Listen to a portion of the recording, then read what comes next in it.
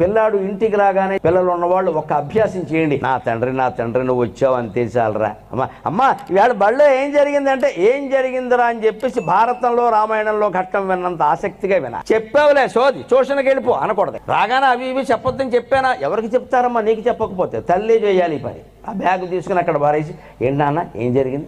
వాడు చెప్పిన కథ అంతా భగవద్గీత విన్నంత ఆశ్చర్యకరంగా వినాలి. వాడు ఇంత ఏం చేశాడు, వాడు పక్కవాడు ఏదో చేశాడు, మాస్టర్ ఏదో ఓటాను అదే చెప్తాడు.